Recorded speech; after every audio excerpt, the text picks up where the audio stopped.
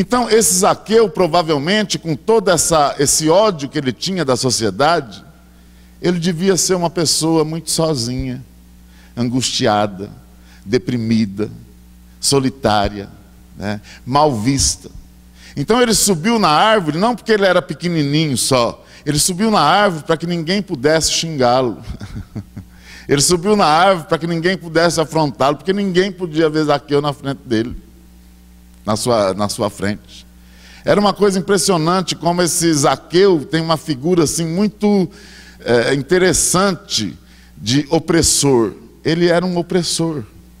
E as pessoas que seguiam Jesus eram os oprimidos.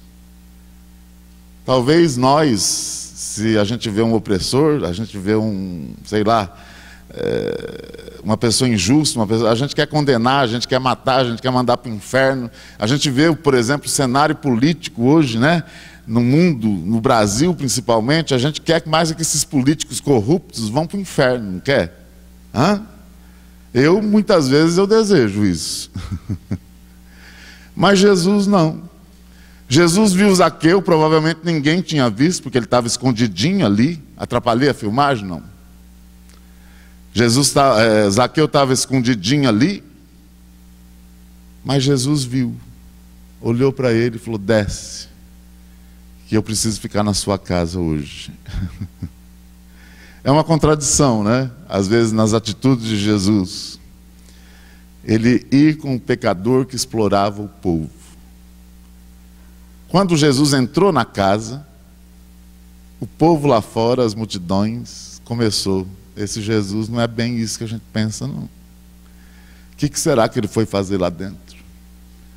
Jesus está com um pecador safado, sem vergonha. O que Jesus será que foi fazer lá dentro da casa de Zaqueu? O que Jesus tinha que entrar dentro da casa de Zaqueu? E a presença de Jesus, com essa atitude de acolher Zaqueu, transforma a vida desse homem. Quer dizer, a presença de Jesus, ela tem que transtornar e transformar a vida do ser humano. Porque senão não é Jesus.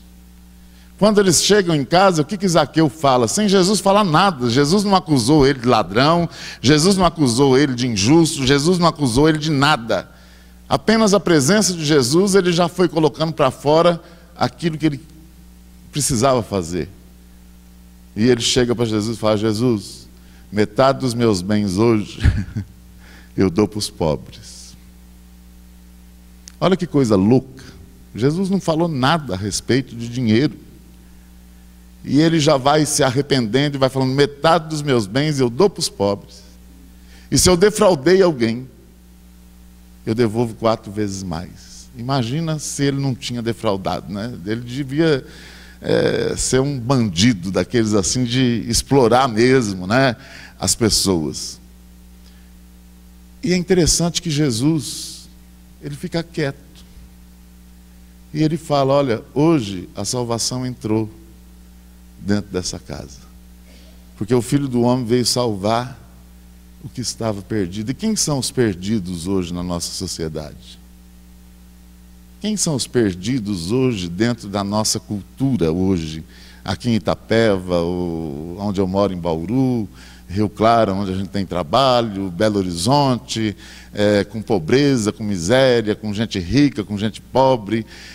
Quem são os perdidos hoje?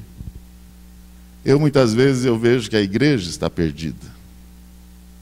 Muitas vezes eu vejo que nós, como crentes em Cristo Jesus, muitos de nós não tivemos essa experiência que Zaqueu teve. E eu não estou falando de dinheiro, não. Eu estou falando de mudança de visão de reino de Deus. Eu estou falando do compromisso que nós devíamos ter com os mais perdidos do que nós. Eu há muitos anos trabalho na área de aconselhamento pastoral.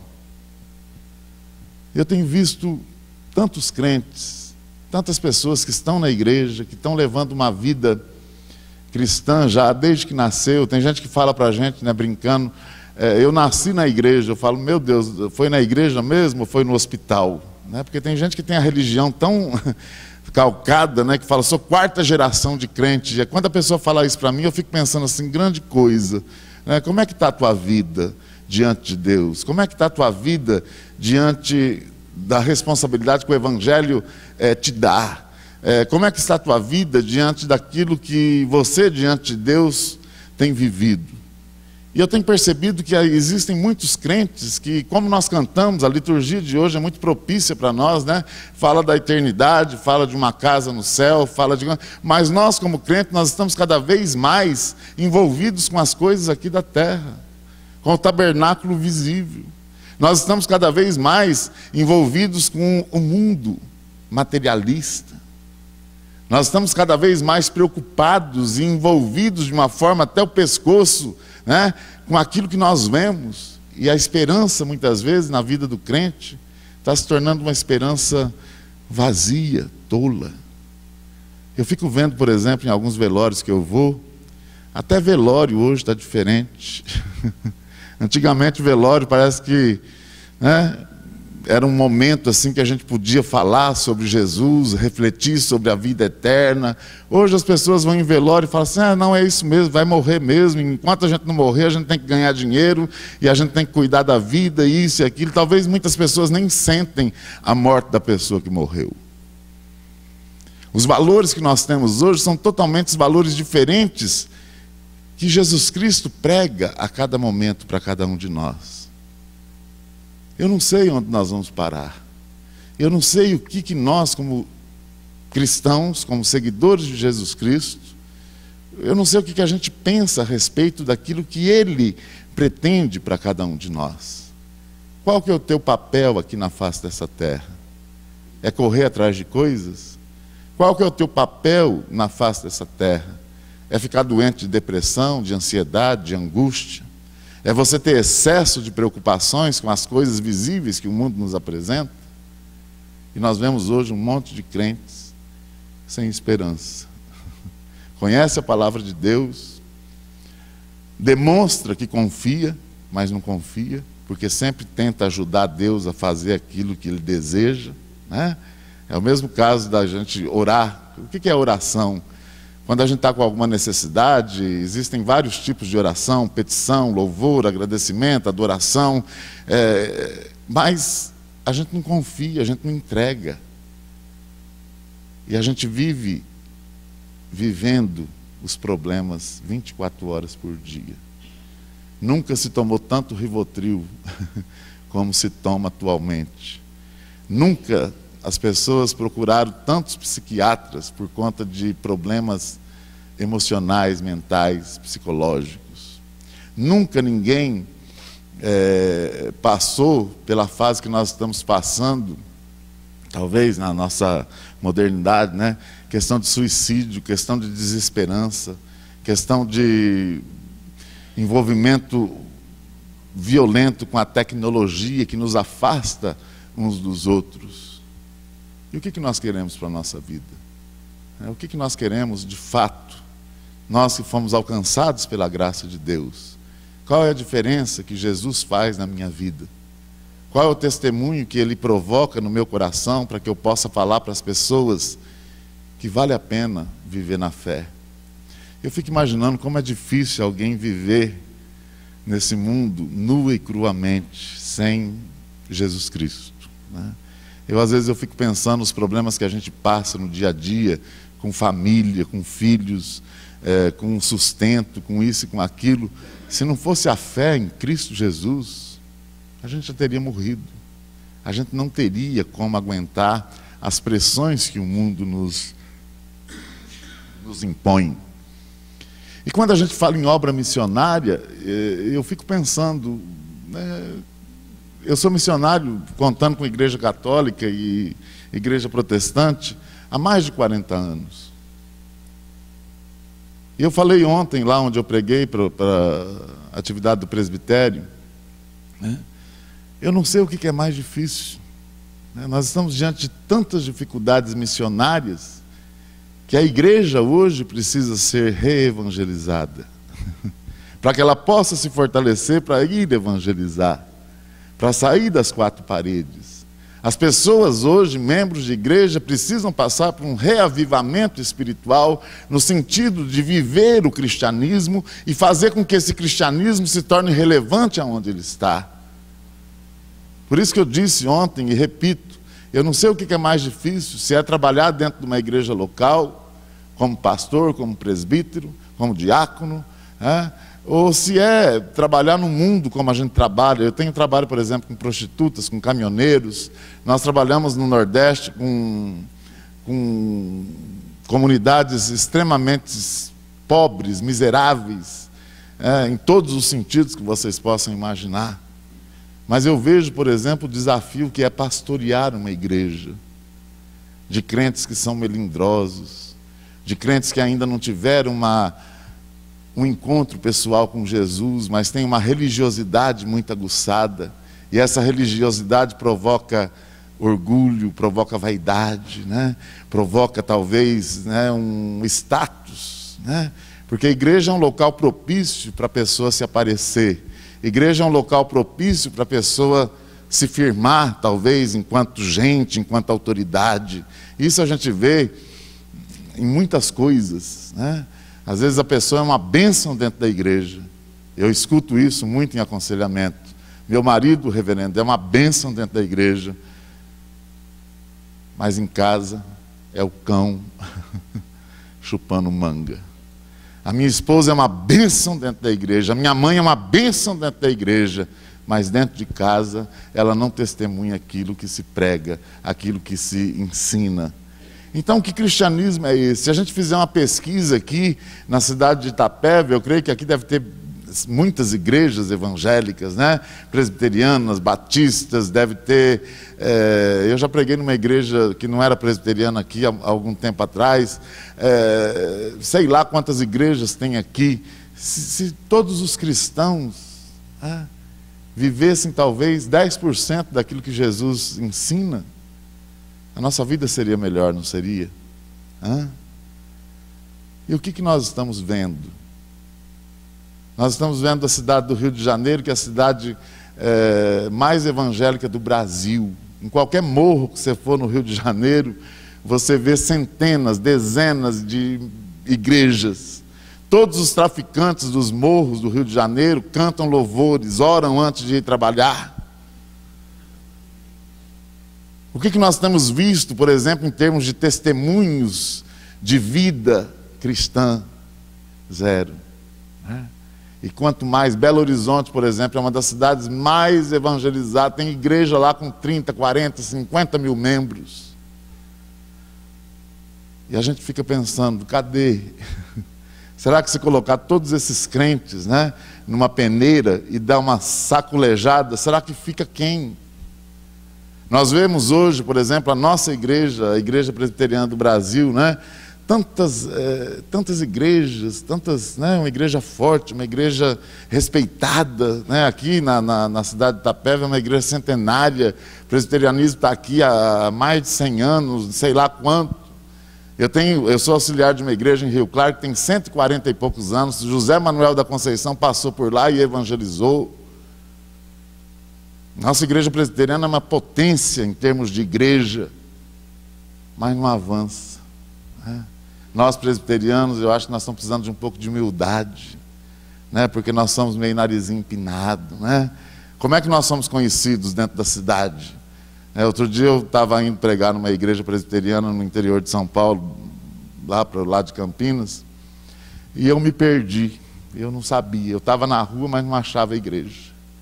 E aí tinha um casal fazendo caminhada, eu falei, escuta, onde é que é a Igreja Presbiteriana do Brasil aqui? Aí a mulher olhou para o marido e falou assim, olha, eu acho que é aquela. Não, aquela lá não é, acho que é aquela. Aí o marido, de forma muito simples, falou assim, a Igreja Presbiteriana é a igreja dos ricos. É ali. E eu fiquei com aquilo na cabeça. Outro dia em Bauru, que é onde eu moro, eu fui para a igreja presbiteriana, para uma reunião de dia, e eu deixei meu carro num estacionamento pago.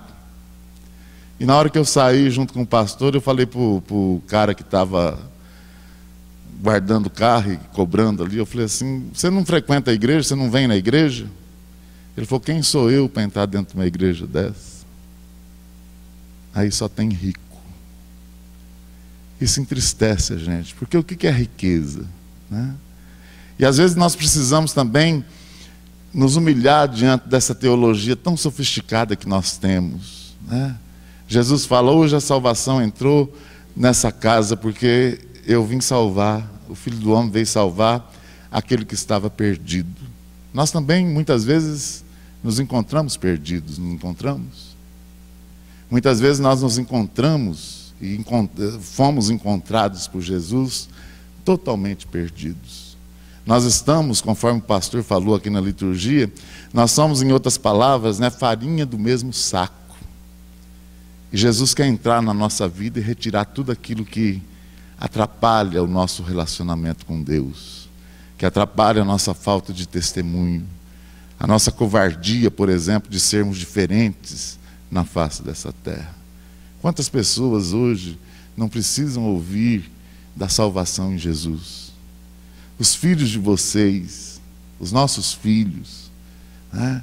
A cidade, quantas pessoas aqui em Itapeva precisando ouvir a mensagem de salvação, não blá blá blá de teologia sofisticada, não blá blá blá de religiosidade, mas um evangelho que tem poder de transformar, de dar alegria, de transformar a realidade não só emocional e de alma, mas a realidade também social, a realidade material das pessoas. O evangelho tem poder para isso, né? Buscar em primeiro lugar o reino de Deus e todas as coisas vos serão o quê? Acrescentadas. No capítulo 18, versículos 18 do evangelho de Lucas, antes de Zaqueu, um homem rico vai conversar com Jesus e chega para Jesus e fala assim, o que eu posso fazer para ter paz, para herdar a vida eterna? O que eu posso fazer para te seguir? O que eu posso fazer para... Jesus fala, olha, tem que viver os mandamentos. Amarás o Senhor teu Deus, todo o teu coração, toda a tua alma. Honra teu pai e tua mãe, não matarás, não furtarás, não farás isso, não farás aquilo. E esse homem se alivia e fala, isso eu faço desde a minha juventude. Aí Jesus olha para ele e fala, uma coisa ainda te falta. Vende tudo que você tem. Dê aos pobres. E depois vem e segue-me. É interessante que Jesus com Zaqueu, ele podia ter falado, olha Zaqueu, Jesus podia ter negociado com Zaqueu, né? Zaqueu, metade para os pobres é muito, dá uma parte, dá outra parte para mim, que eu vou passar para Judas, que é meu tesoureiro, o tesoureiro da igreja, porque nós também precisamos de dinheiro para o nosso ministério, né? Olha, não precisa devolver 4 vezes mais, devolve, mas dá uma parte para nós, porque nós precisamos. Não. E Jesus fala para o homem rico, olha, vende tudo que você tem. Ele não fala, leva lá na sinagoga ou dá para mim. Dê para os pobres. O que ele está falando com isso? Nós estamos muito apegados em nós mesmos. Jesus não é contra a riqueza, Jesus não é contra viver bem, Jesus não é contra, Jesus é contra a falta de fé que Ele mesmo nos dá. E o que nós temos feito com essa fé? Se você fizer uma autoanálise da sua vida cristã, você tem agradado a Deus? A Bíblia fala, olha, toda vez que você vê alguém que está precisando de alguma coisa, toda vez que você não fizer aquilo que você pode fazer de bem, de bom, você está pecando. Nós estamos cada vez mais insensíveis à obra de Deus. E você sabe por quê? Porque muitas vezes nós ficamos presos em 4 paredes. E nós não queremos experimentar a ação de Deus através de nós. Qual foi a última vez que você se lembra que Deus te usou para fazer o bem em nome dEle? Não precisa falar, não precisa erguer a mão. Não precisa ser para pobre, não, para os da tua casa, para os que estão próximos de você. Qual foi a última vez que você sentiu que Deus te usou para ser bênção na vida das pessoas? E Ele quer fazer isso diariamente. Não precisa sair por aí abraçando todo mundo, não precisa sair por aí acolhendo todo mundo, não precisa sair por aí distribuindo dinheiro, distribuindo cesta básica. Não, muito pelo contrário. É nas pequenas coisas que Deus vai agindo, atuando. Eu estou me lembrando agora de um dia Nós temos um trabalho missionário com caminhoneiros nas estradas. E eu estava vindo do Nordeste, isso já faz uns mais de 10 anos, e eu parei em Feira de Santana, porque Feira de Santana é um entroncamento onde a gente encontra caminhoneiros de todo lado do mundo, do Brasil. Feira de Santana parece que é o centro, ali você vê gente do mundo inteiro.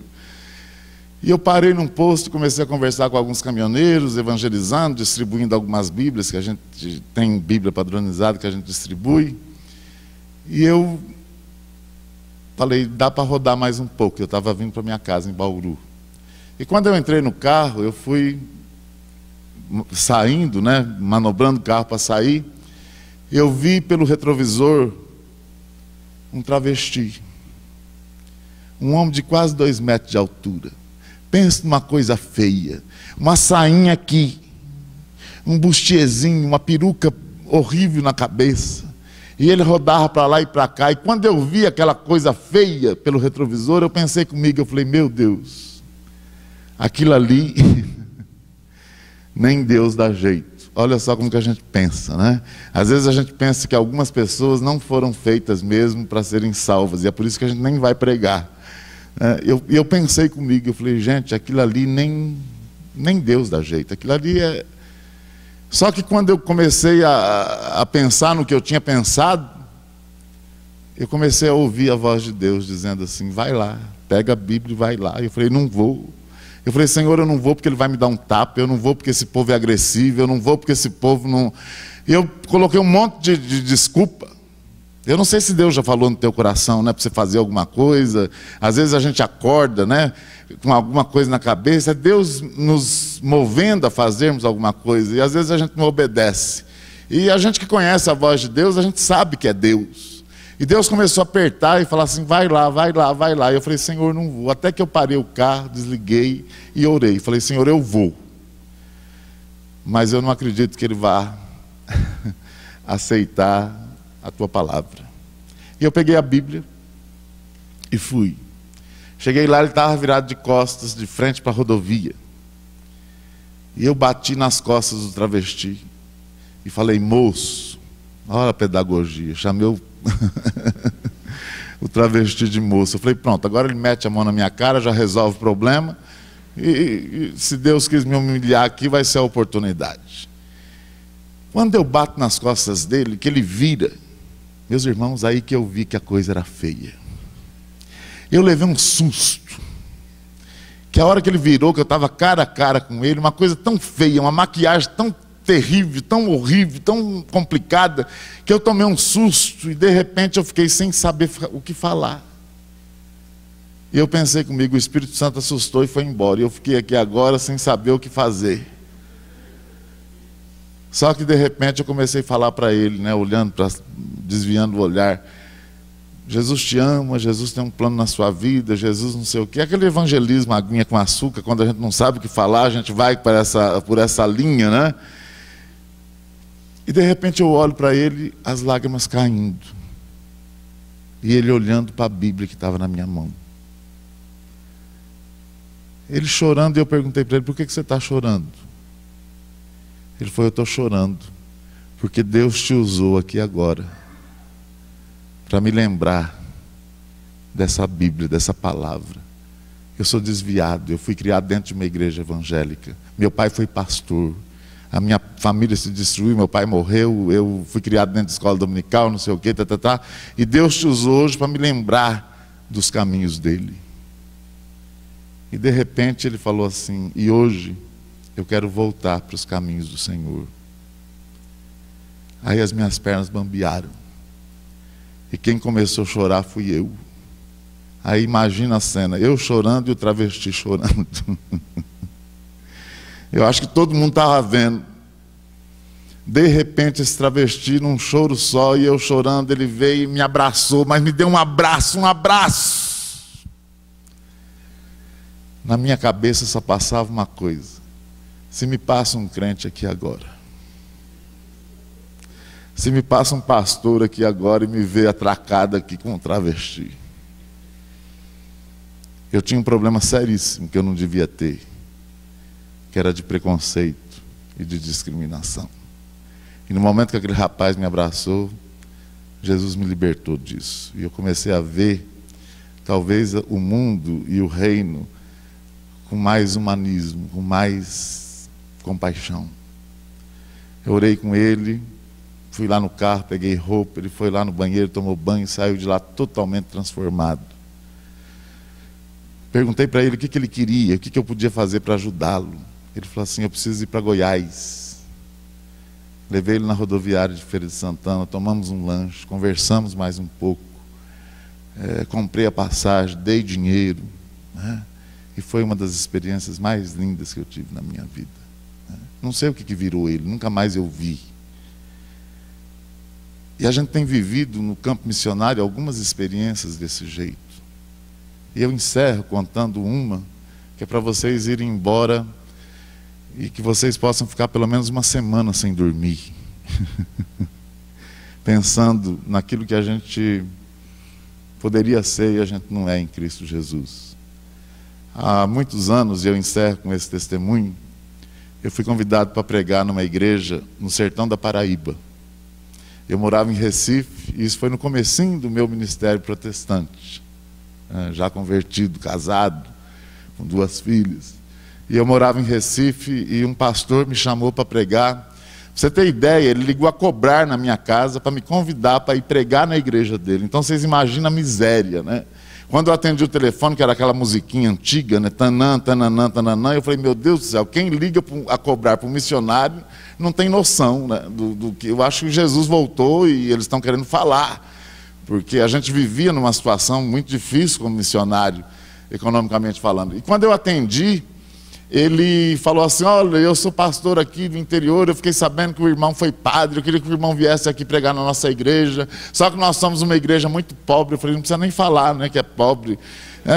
E foi falando, eu queria muito que o irmão viesse aqui. Eu falei: meu Deus do céu, que cara ousado. E de repente ele foi falando e eu entrei na ousadia dele. Eu falei: não, esse cara, eu acho que alguma coisa Deus tem para mim lá nessa cidade. E eu comecei a olhar a agenda e eu falei para ele, eu falei assim: fala onde é que é isso. E ele foi me dando as indicações, tudo direitinho. Eu falei: daqui a 2 meses eu estou aí, no dia tal, né, eu posso ir aí. Ele ficou: glória a Deus, tudo. Eu falei: não precisa nem ligar para confirmar, porque senão vai ficar mais caro essa brincadeira. Se Deus quiser eu vou, se eu não for, não precisa nem.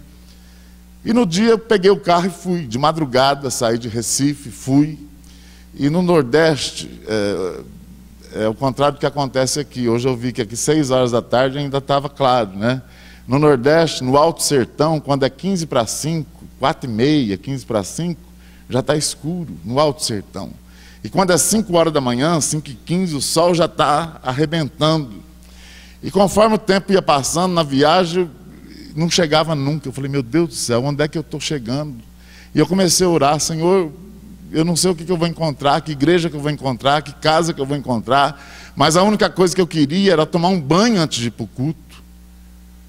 A única coisa que eu pedi para Deus: um banho antes de ir para o culto. Quando eu chego nesse lugar, era um povoado paupérrimo, casinhas de pau a pique, crianças brincando na rua, sem saneamento básico, na maioria dos municípios lá não tem, aquela pobreza toda. E já estava escuro. Quando eu chego, eu perguntei: onde é que mora o pastor aqui? Era a única igreja cristã que tinha ali, não tinha mais nada de igreja. Aí os meninos: é ali. A hora que eu chego em frente à casa do pastor, uma casa de pau a pique, tudo, o pastor sai de dentro da casa: glória a Deus, aleluia. O irmão veio, uma felicidade tão grande, que ele nem me convidou para entrar. Vamos para a igreja. Eu falei: pronto, o banho já era.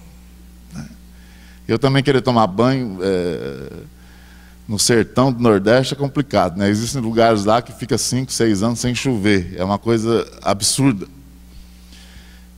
Quando eu chego na igreja, e toda vez que eu entro numa igreja como essa, eu lembro da igreja lá. Era uma igreja que eu queria que algum engenheiro um dia fosse lá, que eu não sei se existe mais. Uma igreja de pau a pique, caindo os pedaços. Umas janelas enormes. Uns bancos velhos, umas luzinhas fracas, um púlpito pobre, mas pobre, pobre, pobre. E a igreja lotada de gente, tinha gente até para fora. e um povo extremamente feliz. Um povo pobre. Eu não sei se vocês gostam de pobre aqui. Eu não gosto. Eu acho pobre a coisa mais feia do mundo. Judiado. E aquele povo meio feio, assim, meio... mas com uma alegria, com um sorriso. E eu comecei a ficar incomodado com o sorriso. Eu falei, esse povo está rindo do quê? Esse povo está feliz por quê? Esse povo não tem motivo para estar feliz. Só que a hora que começou o culto, eu comecei a entender o porquê que aquele povo estava feliz. Porque foi uma liturgia muito simples. Eles começaram a cantar alguns corinhos pentecostais, que eu acho que muitos daqui conhecem, né? Passa por aqui, Senhor, passa por aqui. Uns corinhos, né?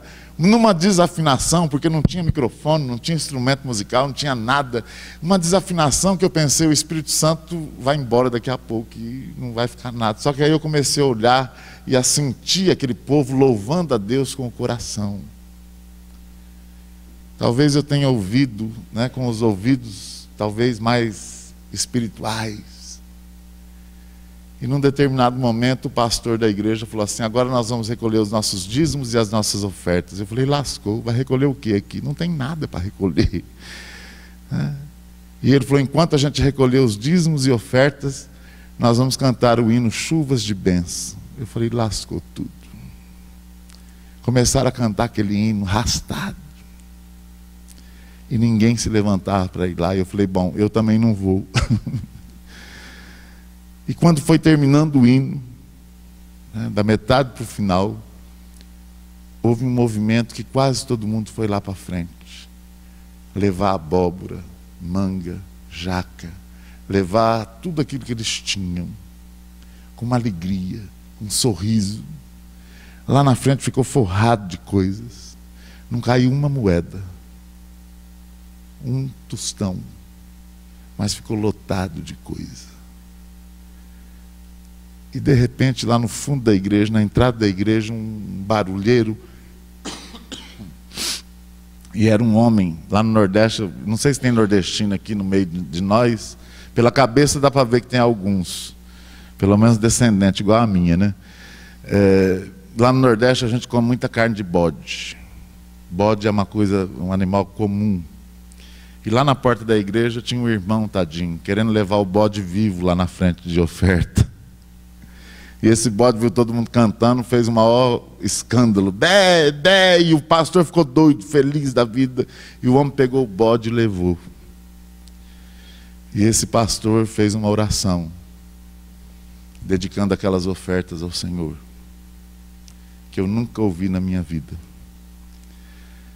Eu preguei, depois que terminou o culto, todo mundo naquela comunhão, naquela alegria. O pastor chegou para mim e falou assim, olha, eu não posso te recolher na minha casa, te acolher na minha casa, mas você vai ficar na casa de uns irmãos aqui da igreja. E me levou para a casa de um casal que devia ter uns 70 anos mais ou menos. Esse casal, a gente percebia que eram velhos, até muito acabados pela idade, até pelo sofrimento, da miséria, da pobreza. E de repente esse casal me acolheu ali, o pastor foi embora com tanta alegria, que eu estava até constrangido. A mulher não sabia o que fazia comigo. E nós começamos a conversar, e eu pensei na oração que eu tinha feito na estrada, né? Nossa, eu não tomei banho. E comecei a reclamar para Deus. Falei, Senhor, te servi desse jeito, sem tomar banho, e agora nem sei o que vai ter para comer. Eu falei, Senhor, não está certo isso. Reclamando com Deus. Quando de repente a mulher falou assim, olha, vamos jantar. Eu falei, glória a Deus, vamos. E ela foi lá no fundo e trouxe uma panela e colocou numa mesa muito velha, uns banquinhos velhos e aqueles pratos antigos de alumínio, de ágata, né? Eu acho que muita gente conhece, lembra disso. Era tudo muito miserável, muito pobre, mas tudo muito limpinho. E nos assentamos àquela mesa, eu e esse casal. E ela falou, vamos orar. E aquela mulher começou a orar. E a oração daquela mulher foi me constrangendo. Eu fui ficando assim, envergonhado de ouvir a oração dela. Ela foi orando pelo culto, agradecendo pelo culto, pelas coisas que aconteceram na igreja, pela viagem que eu tinha feito. E a hora que chegou na hora do alimento, aquela mulher quase que chorando, falou: Senhor, muito obrigado, porque nada tem faltado na nossa mesa, o Senhor é maravilhoso. E eu fui pensando na minha casa, que era em Recife. Na minha casa, a geladeira costumava, e até hoje, às vezes, de vocês também eu acho que não é diferente, às vezes até estraga coisas, né? Na nossa casa sempre tem arroz, feijão, uma carninha, uma saladinha, e às vezes as crianças chegam assim e olham a mesa: eu não quero, eu não gosto, aí eu quero uma batatinha, não é assim? E aí a gente, quando vai orar aqui, né, no Sudeste, a gente faz aquela oração. Quem tem criança então é um desastre, né? Vamos fechar o olhinho, vamos fazer Papai do Céu, cala a boca, menino, vamos. E aí a gente tem que orar rapidinho. Faça mal ou faça bem, em nome de Jesus, amém. Vamos comer logo, que a gente tem que ir para a escola, tem que ir para não sei aonde. A gente não ora. Às vezes a gente não tem noção do que Deus coloca à nossa mesa. Quando a gente vai dormir, a cama que a gente dorme, a limpeza do quarto, as coisas, a gente não tem noção de que tudo isso é graça de Deus. Quando ela terminou de orar, eu estava já envergonhado da minha fé. Ela abriu a panela, era uma panela de mandioca cozida. Aqui eu não sei se vocês falam mandioca, aipim, ou lá a gente fala macaxeira. Eu pensei comigo, eu falei: ela vai buscar o resto das coisas, porque mandioca é bom a gente comer com a carninha de porco, né? Uma costela. Mandioca pura não é muito bom. Só que ela serviu, se serviu, me serviu, e era aquilo que a gente tinha para comer. E quando a gente estava comendo aquilo ali, ela olhou para mim e falou assim: meu irmão, Deus é maravilhoso. Antes do Evangelho chegar aqui neste lugar, eu e meu esposo, o único recurso que a gente tinha para esquecer a miséria era encher a cara de cachaça. Mas passou um casal de missionários aqui e pregou o Evangelho para nós. Nós fomos alcançados. Olha a profundidade teológica dessa mulher. Ela falou: eu não me converti. Ela falou: nós somos alcançados. Fomos o primeiro casal aqui alcançados pelo poder do Evangelho. E desde que o Evangelho chegou na nossa vida, desde que Jesus chegou na nossa vida, nunca mais faltou o que comer na nossa mesa. E quando a coisa começa a ficar difícil, nós não vamos mais para a cachaça. Nós aprendemos a dobrar o joelho e a orar. E Deus tem nos sustentado. Eu estava com aquela mandioca já entalada, querendo chorar. Porque eu nunca vi um testemunho tão profundo de fé, de amor a Deus. E para acabar de me matar, aquela mulher fala uma coisa que foi falada aqui nessa liturgia hoje. Ela fala assim: sabe, meu irmão, eu e meu esposo, com certeza nós vamos morrer aqui nessa taperazinha, nessa casa caindo os pedaços. Eu tenho certeza que neste mundo nós nunca vamos ter uma casa construída assim, com banheiro, com isso e com aquilo. Mas eu quero te falar uma coisa, meu irmão. Eu e meu esposo, nós somos tão felizes, porque na Bíblia está escrito que lá no céu existe uma mansão preparada para nós.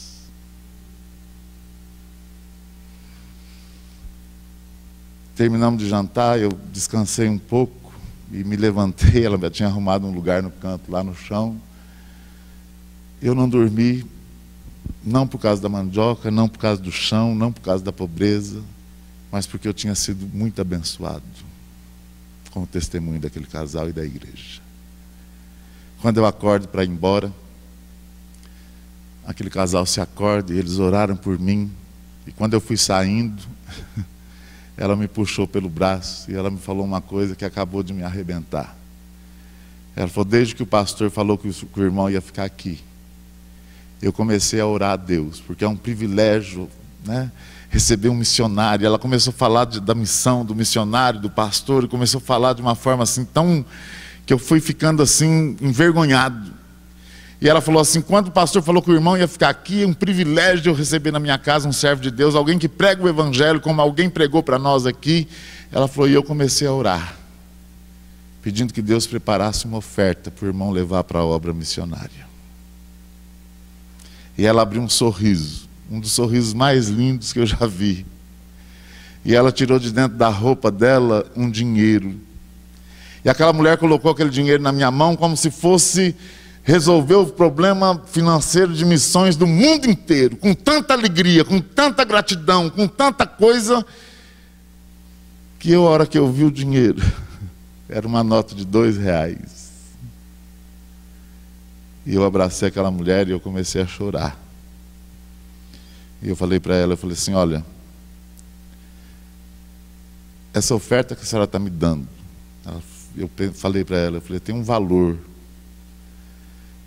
tão superior a tantas ofertas que eu recebo. E eu abri meu coração para ela, eu falei assim, a tua oferta talvez foi a maior oferta que eu já recebi na minha vida.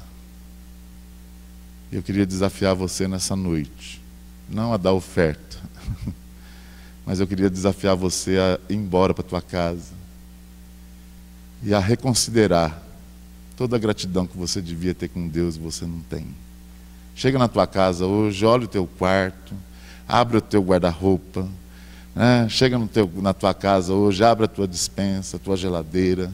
Eu gostaria que você chegasse na tua casa hoje, provavelmente você vai comer alguma coisa, você pudesse sentir tudo aquilo que Deus tem te dado. Você vai chegar à conclusão que tudo que Deus tem te dado é muito mais do que você precisa.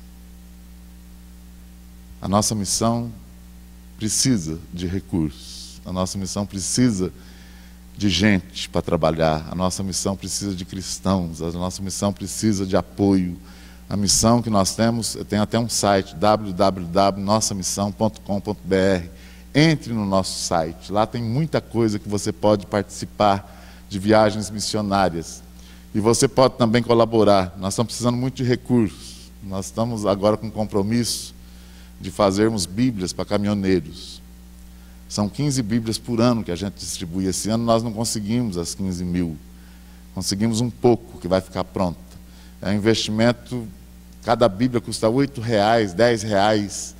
E nós não estamos conseguindo. Por quê? Porque parece que para a missão nunca existe, né, recursos. Então, se você puder investir de alguma forma no nosso ministério, pode até comprar os livros. Esse livro aqui é de evangelismo, muito bom para quem quer evangelizar. Compre alguns exemplares para dar de presente. Isso aqui tem o testemunho daquilo que Deus fez na minha vida, né? Me tirando da igreja católica, me fazendo padre. E esse livro é muito bom para católico, porque não fala mal de católico. Muito pelo contrário, esse livro aqui o católico que lê fala assim, poxa vida, porque nós falamos mal, né? Quando a gente chega para um católico, a gente fala, se você não se converter, você vai para o inferno, hein? Isso é a pior coisa do mundo. Então esse livro ensina a gente a evangelizar. Salvos para Servir, Graça Indivisível. Esses dois livros aqui que eu escrevi. Esse livro aqui, o último, Salvos para Servir, é para aqueles crentes desanimados, deprimidos, angustiados, ansiosos, aqueles crentes que falam assim, eu estou cansado de viver, não sei mais. Eu falo, por que você não morre? Morre logo, vai embora para o céu, não está fazendo nada aqui na terra mesmo. Né? Esse livro foi feito para crente que está assim, desanimado, desesperançado. E um outro livro para estudo é Fé Cristã e Maçonaria, Compatíveis. Isso aqui foi um pastor amigo nosso da missão, que depois de um estudo profundo sobre maçonaria, ele escreveu e doou os direitos autorais para nós. Então, tudo que a gente vende aqui é para a obra missionária. Quem quiser colaborar com as Bíblias, o Carlinho vai estar lá vendendo. Estão vendendo livro na livraria concorrente. Eu fui padre e agora eu sou pastor. Quem for na livraria concorrente hoje, eu vou jogar uma praga de padre ou de pastor. Aí vocês escolhem. Estou brincando, não. Não é isso, não. Mas que vocês possam adquirir esses livros aqui. O Carlinho vai estar lá. A gente tem maquininha de cartão, uma benção. A gente está globalizado, a gente está entrando agora na era da... Outro dia um presbítero falou para mim assim, você tem que ter maquininha de cartão, porque os crentes hoje só andam com cartão. Eu falei, olha que benção. E aumentou muito as nossas vendas. Estoure o teu cartão, o teu limite, faz o que você quiser, mas invista na obra de Deus. Amém? Vamos ficar de pé, eu gostaria de orar com os irmãos. Espero que ninguém me chame para comer mandioca. E agora já está quase na hora, né, de comer alguma coisinha. Foi muito bom ter estado aqui, pastor. Muito obrigado pela gentileza de acolher a gente.